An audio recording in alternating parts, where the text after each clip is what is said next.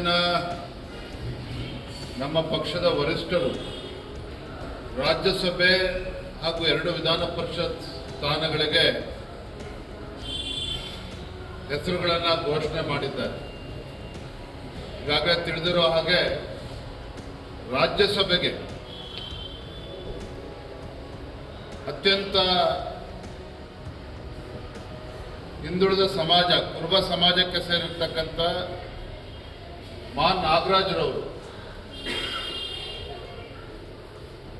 ರಾಷ್ಟ್ರೀಯ ಸ್ವಯಂ ಸೇವಕ ಸಂಘದ ಗರಡಿಯಲ್ಲಿ ಬೆಳೆದು ಅಖಿಲ ಭಾರತೀಯ ವಿದ್ಯಾರ್ಥಿ ಪರಿಷತ್ ಅಲ್ಲೂ ಕೂಡ ತಮ್ಮ ಸೇವೆಯನ್ನು ಸಲ್ಲಿಸಿ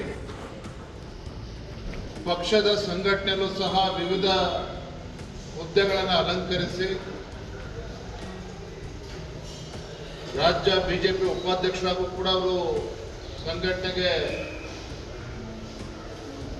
ಸಮಯವನ್ನು ನೀಡಿದರು. ಮತ್ತು ವಿಶೇಷವಾಗಿ ಹಿಂದೆ ಬಿಜೆಪಿ ಸರ್ಕಾರ ಇದ್ದಾಗ ಸನ್ಮಾನ್ಯ BS ಯಡಿಯೂರಪ್ಪ ಮುಖ್ಯಮಂತ್ರಿಗಳಾಗಿದ್ದಾಗ Karnataka public service commission KPSC ಅಲ್ಲೂ ಕೂಡ ಬಹಳ ಉತ್ತಮ ಸೇವೆಯನ್ನು ಸಲ್ಲಿಸಿದ್ದಾರೆ. ಅವರನ್ನು ರಾಜ್ಯಸಭೆಗೆ ಆಯ್ಕೆ ಮಾಡಿರ್ತಕ್ಕಂಥದ್ದು ನಮ್ಮೆಲ್ಲರೂ ಕೂಡ ತುಂಬ ಸಂತೋಷವನ್ನು ತಂದುಕೊಟ್ಟಿದೆ. ವಿಧಾನ ಪರಿಷತ್ಗೆ ನಮಗಾಗಲೇ ಗೊತ್ತಿರೋ ಹಾಗೆ ಗೌರವಾನ್ವಿತ ಲಿಂಗರಾಜ್ ಪಾಟೀಲ್ರು 37-38 ವರ್ಷಗಳಿಂದ ಸತತವಾಗಿ ಸಂಘಟನೆಯ ವಿವಿಧ ಜವಾಬ್ದಾರಿಗಳನ್ನು ತೆಗೆದುಕೊಂಡು ಜಿಲ್ಲಾ ಮಟ್ಟದಲ್ಲಿ ಮತ್ತು ರಾಜ್ಯ ಮಟ್ಟದಲ್ಲೂ ಸಹ ಪಕ್ಷದ ಜವಾಬ್ದಾರಿಯನ್ನು ಹೊತ್ತು ಹಗಲು ರಾತ್ರಿ ಶ್ರಮ ವಹಿಸಿದ್ದಾರೆ. ಸಂಘಟನೆಗೆ ಬಲ ತುಂಬುವಂತ ಕೆಲಸ ಮಾಡಿದ್ದಾರೆ. ಅಖಿಲ ಭಾರತೀಯ ವಿದ್ಯಾರ್ಥಿ ಪರಿಷತ್ನಲ್ಲೂ ಕೂಡ ಅವರ ಸೇವೆಯನ್ನು ಸಲ್ಲಿಸಿರುವಂಥದ್ದು, ಅವರಿಗೆ ವಿಧಾನ ಪರಿಷತ್ಗೆ ಅವಕಾಶ ಮಾಡಿಕೊಟ್ಟಿರ್ತಕ್ಕಂಥದ್ದು ನಮ್ಮೆಲ್ಲರೂ ಕೂಡ ತುಂಬ ಸಂತೋಷ ತಂದುಕೊಟ್ಟಿದೆ. ರಘು ಕೌಟಿಲ್ಯರು ಮಡಿವಾಳ ಸಮಾಜಕ್ಕೆ ಸೇರಿರ್ತಕ್ಕಂಥ ಒಬ್ಬ ವಿದ್ಯಾವಂತ, ಶಿಕ್ಷಣ ಸಂಸ್ಥೆಯನ್ನ ನಡೆಸೋದ್ರ ಮುಖೇನ ಮತ್ತು ಪತ್ರಿಕೋದ್ಯಮದಲ್ಲೂ ಕೂಡ ಕೆಲವು ದಿನಗಳ ಕಾಲ ಅವರ ಸೇವೆಯನ್ನು ಮಾಡಿರುವಂಥದ್ದು.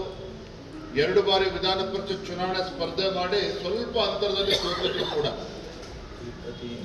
ಅತಿ ಹಿಂದುಳಿದ ವರ್ಗಕ್ಕೆ ಸೇರಿರ್ತಕ್ಕಂಥ ಮಡಿವಾಳ ಸಮಾಜಕ್ಕೆ ಸೇರಿರ್ತಕ್ಕಂಥ ರಘು ಕೌಟಿಲ್ಯ ಅವರು ರಾಜ್ಯ OBC ಮೋರ್ಚಾದ ಅಧ್ಯಕ್ಷರಾಗಿ ಪಕ್ಷದ ಸಂಘಟನೆಗೆ ಬಲವನ್ನು ನೀಡಿರತಕ್ಕಂಥವ್ರು.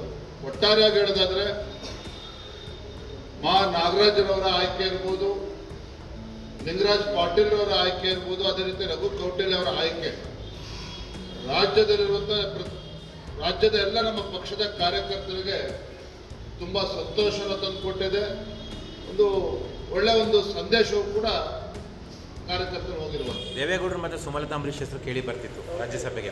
If you like this video ಬೇಗ ಲೈಕ್ ಮಾಡಿ, ಕಾಮೆಂಟ್ ಮಾಡಿ, ಶೇರ್ ಮಾಡಿ ಹಾಗೂ ಯೋಯೋ ಟಿವಿ ಕನ್ನಡವನ್ನು ಸಬ್ಸ್ಕ್ರೈಬ್ ಮಾಡಿ.